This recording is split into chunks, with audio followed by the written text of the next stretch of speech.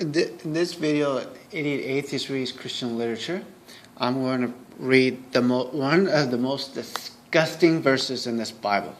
I mean, one of the most disgusting, disturbing verses. A lot of Christian apologists would do everything they can to explain this away, but it is impossible for them to do it. This can be found in Numbers 31, chapter 31, verses 15 through 19 at least, probably go to 20. And Moses said unto them, Have ye saved all the women alive? Behold, these caused the children of Israel through the counsel of Balaam to commit trespass against the Lord in the matter of Peor, and there was a plague among the congregation of the Lord. Now therefore kill every male among the little ones, and kill every woman that hath known man by lying with him. But all the women and children that have not known a man by lying with him, keep alive for yourselves, and do abide without the camp 7 days. Whosoever hath killed any person, whosoever hath touched any slain, purify yourselves and your captives on the third day, and purify all your raiment and all blah blah blah blah blah blah blah. And there's a few other verses, throughout this book where Moses tells them to go ahead and do this. Basically, this is what's happening. They go into these villages.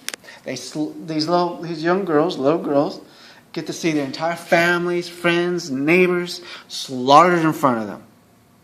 And then they get to see their brothers slaughtered directly in front of them. Then they had their clothes ripped off and get examined by a bunch of nasty old men that's going to, of course, eventually rape the hell out of them. And this God is okay with it. And, of course, Christian apologists will do everything they can to weasel out of this. And they'll tell you, but the Bible is moral. It's a source of morality. Yeah, well, according to Numbers 31, I don't think you want to get your morals from this little book. And that's just one of many verses in this book. And I'm sure they'll have their excuses of why it's okay. Well, if they didn't do that, then those girls have nobody to take care of them. Well, then maybe don't slaughter their entire families just because you don't agree with their religions and because you want to steal their land. I mean, it's just disgusting that anybody would even attempt to try to justify this. I mean, a disgusting religion. Most Christians don't. Of course, another thing that Christians are going to say, that was the Old Testament. So basically they're saying that God was wrong, realized he was wrong, and changed his mind. I mean, do you really want to worship a God like that? How about maybe tomorrow he's going to change his mind again and say, oh, maybe it wasn't so bad to rape young children. And of course, to another website by Lacey Green, some may like her, some may not. She describes, basically, the hymen, which is how some people determine virginity. Now, I would believe her before I believe a guy. I don't know how accurate it is completely, but basically what she says, and I know you can't really tell if a woman is a virgin by looking at her hymen, anyways. But this is what they would do. According to her, though, because it's elastic tissue. So if a woman has sex, obviously, if you look, you're not going to see the hymen. But if she doesn't have sex for a while, the hymen will be back again covering the opening of the vagina. Not only that, if a woman writes, she didn't state this, but I've heard this in other sites. I mean, not on other sites, but, read in other books when because, I've taken these science classes. I have a degree in molecular biology, biochemistry. The hymen can, again, same thing, get overstretched or whatever. You check, appear that the woman is not a virgin when she is. You can't use the hymen to determine if a woman is a virgin.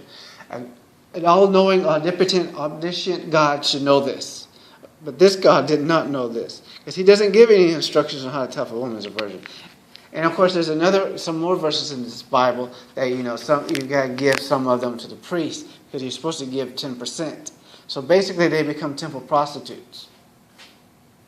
Or, they have to have sex with those priests, whether they want to or not. Please, Christians, find a way to explain this stuff away. I would love to hear you explain this away. They'll tell you, they were allowed to marry Israelite warriors and all that nonsense. Allowed. More like forced. And of course, it doesn't tell you their age, and it is pretty clear that they're very young. There's a website I just found. If I can find it again, I'll put it in the description. the guy goes through the Hebrew words and all this stuff. Hey, it's pretty sick, isn't it? Well, for free to like, subscribe, for free watching my other videos. And you Christians, go ahead and leave a thumbs down and try to explain it away or leave your nasty comments or whatever. Thanks.